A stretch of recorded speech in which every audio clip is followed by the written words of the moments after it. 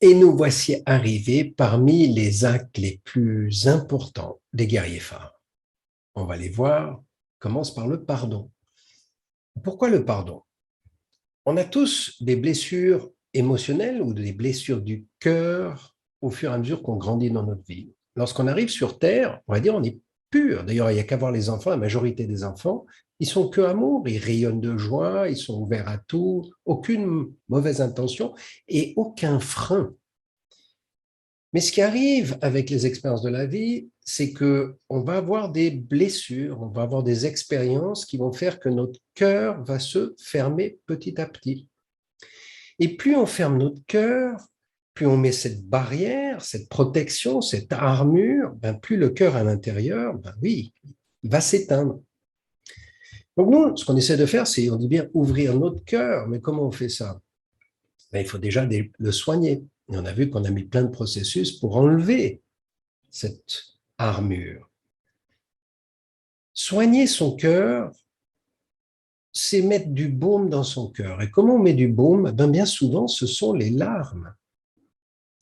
Et donc, le pardon, c'est vraiment un acte hyper puissant pour se libérer, je dis bien se libérer de ses armures, et puis aller dans un espace où on peut justement entrer en vulnérabilité, ouvrir notre cœur et soigner notre cœur, bien souvent, je répète, par des larmes. Donc le pardon, si on regarde, on a deux approches. On va dire, on a l'approche que moi j'ai reçue traditionnelle. Tu fais une faute, tu viens demander pardon. Et celui qui va te donner pardon, c'est celui qui a du pouvoir sur toi. Par exemple, tes parents. Ou si ce n'est pas tes parents, une entité. Alors l'entité, bien souvent, ça a été la religion. Et particulièrement certaines religions ont utilisé le pardon pour dire, viens demander pardon, je vais te donner le pardon, et tu vas faire un certain nombre de choses. Le problème, c'est qu'avec cette méthode-là, on crée un rapport de celui qui a le pouvoir et celui qui est, entre guillemets, qui a fauté. Et donc, on est toujours dans un rapport de force. Ce n'est pas de ce pardon-là que je veux. Il y a une autre forme de pardon qui est beaucoup plus intéressante. Et ce pardon-là, c'est le pardon à soi-même. Mais pour y arriver, il faut commencer par demander pardon à tous ceux à qui on a fait du tort. Mais si on se rappelle qu'il n'y a que moi qui sais ce qui est bon pour moi et il n'y a que l'autre qui sait ce qui est bon pour l'autre, comment je sais que j'ai fait du tort à l'autre? D'abord, ce n'était pas mon intention. Mais il faut que l'autre manifeste quelque chose et quand il manifestera quelque chose, bien sûr, je pourrai lui demander pardon. Maintenant, il y a des actes considérés comme non éthiques, par exemple, battre, voler, mentir, tous ces fameux lois. Lorsqu'on va les transgresser, naturellement, on sait qu'on va blesser quelqu'un, on va faire du tort à quelqu'un. Donc là, on peut aller demander pardon. Fine. Mais pour continuer, on se rappelle qu'on veut prendre le pouvoir sur notre vie. Or, trop souvent, on va donner du pouvoir à l'autre en disant c'est à cause de l'autre que je vais mal. Ce sont tous ceux qu'on diabolise, ceux qu'on rend responsables de notre mal-être. Alors, les voisins, euh, les collègues de travail, les patrons de travail, le gouvernement. Puis après, vous pouvez rajouter qui vous voulez. Alors, il y a du monde là-dedans, il y en a vraiment beaucoup. Tous ceux que l'on va utiliser pour dire que notre vie est difficile à cause d'eux. Le problème, c'est que tant qu'on garde cette relation avec eux, je reste une victime. Et si je veux me libérer, il faut que je me libère de ce lien. Comment je vais faire? Eh bien, je vais leur demander pardon de les utiliser pour garder mon cœur fermé. Et à cette occasion, j'aimerais te parler d'une rencontre que j'ai faite il y a en 2000, exactement 2000. Je me trouve à Cape Town, dans la prison de Mandela, et je vais assister à ce qu'on appelle un Truth and Reconciliation Process. Alors, ce qu'il faut savoir, c'est qu'en 94, 94, l'apartheid tombe. Et quand l'apartheid tombe, moi j'ai des amis en Afrique du Sud et je me dis, oula, ça va être un carnage, une vengeance, pas possible, il va y avoir beaucoup de morts. Alors oui, il y a eu des actes qui ne sont pas OK, visiblement ça continue encore, on en reviendra là-dessus, mais très peu par rapport à ce à quoi je m'attendais. Et pourquoi ça? Parce qu'un monsieur qui s'appelle Desmond Tutu, et bien sûr d'autres, avec Mandela, ont mis en place un processus de vérité et réconciliation. Et j'ai la chance d'assister à un de ces processus dans la prison de Robben Island, prison de Mandela. On est à peu près, je pense, 300 dans une salle. Au bout de la salle, il y a un chapitre, et sur ce pupitre, ce chapitre, il y a une scène. Dans cette scène, il y a 3 personnes posées sur la scène. Et ces 3 personnes sont un noir au milieu, un noir à droite, un blanc à gauche. Et le noir au milieu se présente et dit, voilà, je suis un juge et je vais faciliter le processus de vérité et réconciliation. Et il se tourne vers le noir à côté de lui et lui dit, OK, raconte ta vérité. Et le noir en question va lui dire, voilà, je suis prêtre à Soweto. Soweto, c'est un township, une cité à côté de Johannesburg. Je n'ai pas d'église, je n'ai pas de temple. Mon rôle, c'est d'aller voir des familles qui sont en difficulté, qui sont en souffrance. Et principalement, beaucoup de ces familles sont des gens qui ont eu des problèmes avec la police. Et à 4 reprises, on va me tirer dessus. Alors, la première fois, je me dis, c'est pas moi, on s'est trompé. On a voulu viser quelqu'un d'autre. Donc, il continue son travail. La deuxième fois, là, il prend peur. Là, il se dit, alors c'est lui qu'on vise. Et là, il prend vraiment peur. Il n'ose plus sortir de chez lui. Il a une famille, il reste chez lui. Et ça va durer quelque temps, mais au bout d'un moment, on ne peut pas rester comme ça. Il a une mission. Il sait qu'il y a des gens qui ont besoin de lui. Donc, qu'est-ce qu'il fait? Il sort. Il sort la peur au ventre. La troisième fois, là, il va toucher la colère.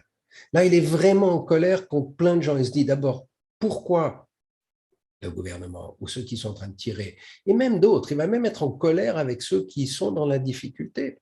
Il en veut parce qu'ils doivent subir cette situation qui est insupportable. Chaque fois qu'il quitte la maison, il dit au revoir à ses enfants, à sa femme. Il ne sait pas s'il rentre. La 4e fois. Alors là, la 4e fois, il en veut à Dieu. Il lui dit, mais pourquoi tu me fais vivre ce genre d'expérience? C'est insupportable. Good. Le juge se tourne vers la personne de l'autre côté, le blanc, et lui dit, raconte ton histoire. Et le blanc raconte qu'il était tireur d'élite, sniper, pour l'armée, ou quel type d'armée en Afrique du Sud, qu'il a tiré sur des humains et qu'il a tué des gens. Et qu'aujourd'hui, il vit reclus dans le bush, dans la jungle, il n'ose pas se regarder dans un miroir, il ne connaît pas ses petits-enfants, ses enfants, il ne les voit plus, il a tellement honte de ce qu'il a fait. Et il s'avance comme ça, il regarde le prêtre et lui dit, je te demande pardon. Et le prêtre le regarde et lui dit, c'est pas moi qui peux te pardonner. C'est Dieu qui peut te pardonner. Et il rajoute, et moi je demande pardon. Puis nous, on est tous là en train de se dire, mais qu'est-ce qu'il raconte? Comment lui peut demander pardon? De quoi il va avoir besoin de demander pardon? Et il continue. Et il dit, je demande pardon pour toute la haine, la colère, le mal que je t'ai souhaité. D'avoir gardé cette attitude, j'ai pris conscience que ça a fermé mon cœur. Et plus je te gardais pour dire que c'est à cause de toi que moi j'allais mal, plus mon cœur se fermait et plus je gardais une dépendance avec toi. Je n'en veux plus. Je demande pardon d'avoir utilisé Dieu pour lui dire que c'était de sa faute. Et je me demande pardon parce que je ne savais pas qu'en faisant comme ça, je fermais mon cœur. Waouh! Quelle leçon! Au même moment, plus ou moins, j'ai un ami qui s'appelle Olivier Clerc. Et Olivier Clerc se trouve à Teotihuacan.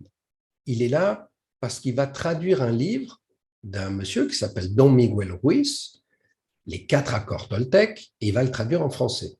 Et donc, il est à Teotihuacan pour un atelier où il rencontre Don Miguel Ruiz. Et Don Miguel Ruiz lui dit, écoute, 2 jours après qu'il soit là, qu'il soit là avec un groupe, tout le groupe est là en cercle. Don Miguel lui dit, assieds-toi, mets-toi à genoux et demande pardon à la personne qui est à côté de toi. Olivier se dit, bon, ben, je ne sais pas, j'ai dû faire une bêtise, je ne sais pas quoi, mais s'il me dit de le faire, c'est qu'elle a dû se plaindre, donc il se raconte plein d'histoires dans sa tête, il se met à genoux et il demande pardon à cette personne. Une fois qu'il a fait, Don Miguel lui dit, écoute, maintenant tu demandes pardon à la prochaine personne.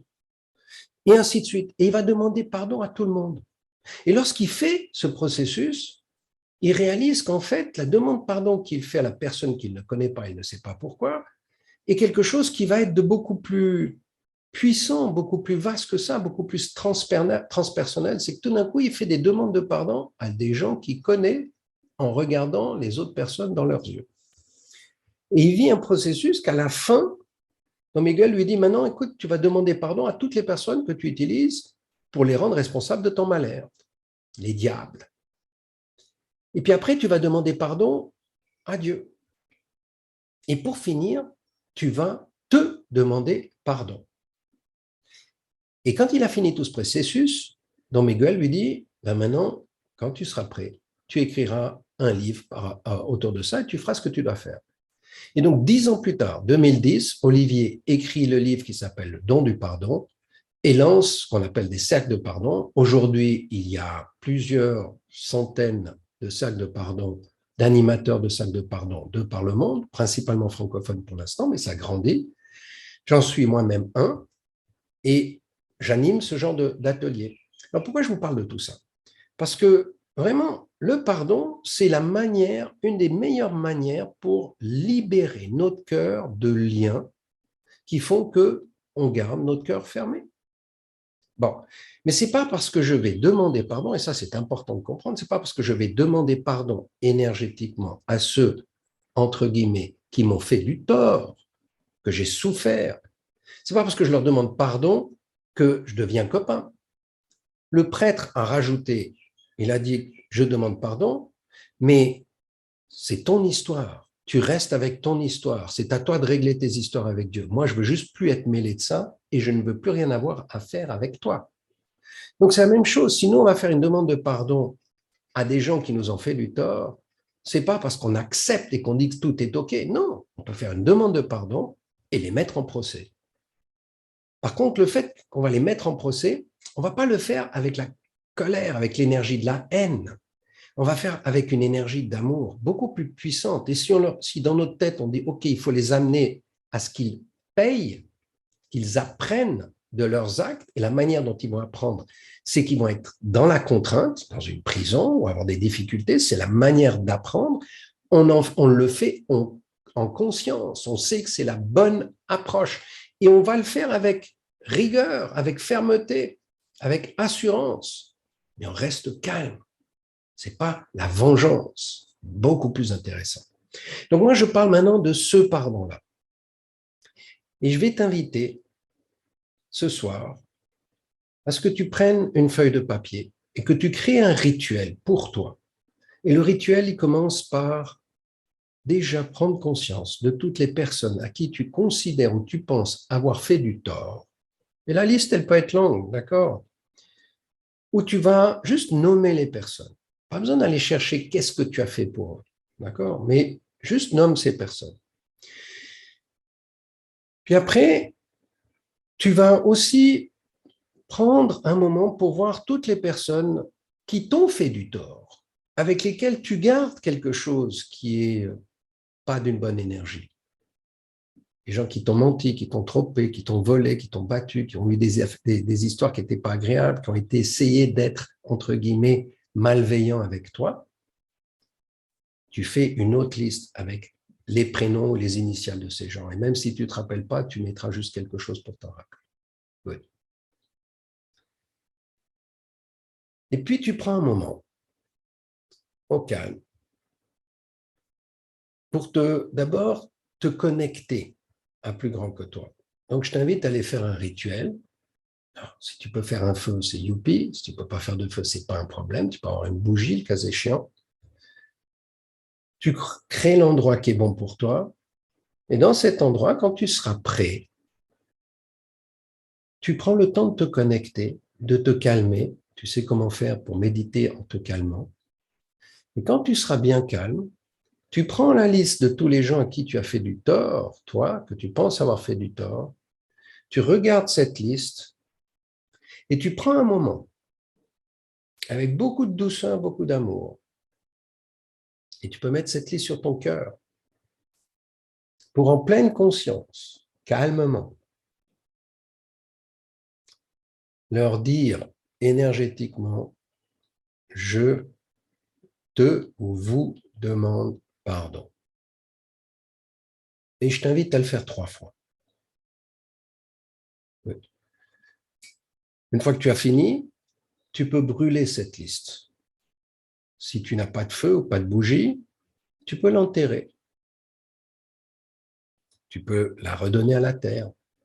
D'accord ? Si c'est un feuille de papier et que tu as un compost, va le donner dans le compost. Puis tu prends la deuxième feuille. Et là, ceux qui t'ont fait du tort, et je sais que c'est difficile pour beaucoup d'entre nous de faire cet exercice. Et si tu n'arrives pas la première fois, ce n'est pas grave. Tu peux essayer. Si tu vois que ce n'est pas sincère et que tu n'y crois pas de problème. Tu poses, tu reviendras une autre fois quand tu te sentiras prêt ou prête. Donc, tu prends un moment à nouveau. Et là, c'est vraiment important de te calmer parce que le moment où tu connectes à ces énergies, tu vas activer ton système de survie. Et donc, c'est hyper important de revenir dans un espace d'abondance, de te calmer. Une fois que tu sens que tu es calme, à nouveau, tu peux prendre la liste et regarder les gens que tu as mis. Et bien sûr que ça peut de nouveau te réactiver. Si tu es réactivé, tu laisses la liste là, tu fermes les yeux, tu respires, tu te calmes et tu regardes ce qui se passe. Et tu prends le temps à ce que ton cœur se calme. Et quand tu sens que ton cœur est calme, tu sens que tu t'es posé, tu sens que tu t'ouvres. Et si tu as besoin de pleurer, youpi, tu mets cette liste sur ton cœur. Et quand tu sens que c'est juste, quand tu te sens de nouveau que tu t'es calmé et que c'est vraiment une énergie d'amour qui vient, pour les personnes qui t'ont fait du tort, mais rappelle-toi cette fameuse phrase, ce n'est jamais contre toi, c'est toujours pour lui ou l'autre, ou elle, que l'autre va te faire quelque chose ou te dire quelque chose. Nous, on ne sait plus, on ne sait pas pourquoi. D'accord ? Mais s'il l'a fait, c'est qu'il avait ses propres raisons. Et oui, des fois, ils vont nous faire du tort. Mais je suis convaincu que leur intention première, ce n'était pas celle-là. Good. Donc, prends le temps de ressentir, et quand tu ressens vraiment que c'est OK pour toi, tu vas avoir cet acte libérateur de dire « je te » ou « je vous demande pardon » de vous garder, de vous utiliser dans mon cœur, de vous garder dans mon cœur pour fermer mon cœur, de vous garder comme objet pour me sentir moi mal. Je vous demande pardon d'utiliser, de vous utiliser aujourd'hui encore pour cette énergie qui n'est pas une bonne énergie. Je veux m'en libérer. Et donc, je vous demande pardon de vous utiliser comme ceci. Et avec ça, tu peux les laisser partir. Ça ne veut pas dire que l'acte qu'ils ont fait, tu l'acceptes, ça n'a rien à voir. Comme je disais tout à l'heure, ça ne veut pas dire non plus que si tu dois faire quelque chose pour corriger ou te faire respecter, que tu ne le fasses pas. Si tu vas le faire, mais tu te délies de ce lien qui ferme ton cœur. Et quand tu l'as fait et que tu sens que c'est juste, à nouveau, tu peux le mettre à la bougie, au feu, dans un compost. Et une fois que tu as fini ça, je t'invite à aller vraiment prendre le temps de faire une pause, de laisser intégrer tout ce qui s'est passé au niveau énergétique, au niveau de cette demande de pardon, et puis de voir comment tu te sens après. Et le processus peut être répété 2-3 fois, sans problème. Marie, je vais avoir tes commentaires, comment ça s'est passé pour toi.